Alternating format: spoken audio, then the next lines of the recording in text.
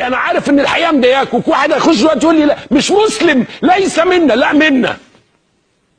منا واللي بيقتلونا في مصر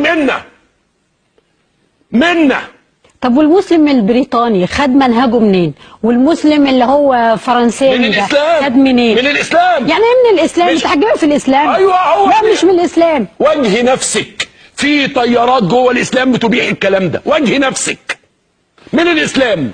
هو جابه منين؟ طيارات اشخاص، لو ما كانش افراد، لو ما كانش دين. لو ما كانش عندك الطيار ده ما كانش حد شجعه. هم استغلوه سياسيا. انا ما بقولش ان الطيار مش عندي، هو استغله وغزاه سياسيا. وجه نفسك، عندك الطيارات ديت والناس بتتغذى عليها وبيجبروا عليها. احنا مستحلين يا جماعه، كلنا دمنا حلال بالنسبه لهم، كل حاجه حلال. هو الدوله الاسلاميه اللي في سوريا دول مين؟ ما تقوليش مش مسلمين. اللي في العراق مسلمين. اللي بيتعمل ده داعش ده، واللي خدوا العيال بتوع جبل سنجار وذبحوهم واغتصبوهم، كل دول مسلمين. اجيب لك التاريخ من الاول، مسلمين. اللي قتل سيدنا الحسين مسلمين. العقل لما باظ والعقيده لما تبوظ بيحصل اي حاجه. حد كان يقتل الحسين؟ احنا مش مختلفين في ده. لا يعني احنا ما بنناقش احنا بنناقش انه بيتم استغلال ده سياسيا، والدول اللي غزت المتطرفين دول سياسيا لغرض سياسي مش لغرض دين. ما كانش هيتم استغلالك لو ما عندكيش الفكر ده. هو ليه ما اشتغلوش اديان تانية؟ ليه بس المسلمين هم اللي بيعملوا الكلام ده؟ مش مختلفه معاك. اشمعنى احنا؟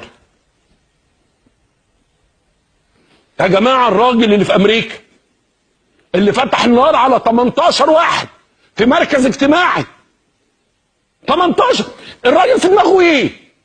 الراجل بيقتل بيقول الله اكبر.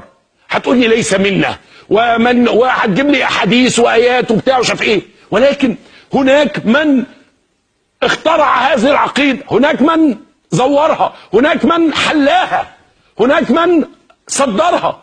يا جماعه الناس بتبقى داعش بالنت، الناس بتقتل بالنت. يعني يقرا مقاله كده ينزل يقتل. انتوا عارفين يعني ايه يعني معلش الديتيلز او التفاصيل الصغيره دي هنشوفها عندها، ان واحد يقرر ينهي حياته. ده عامل ازاي؟ ده مين ده؟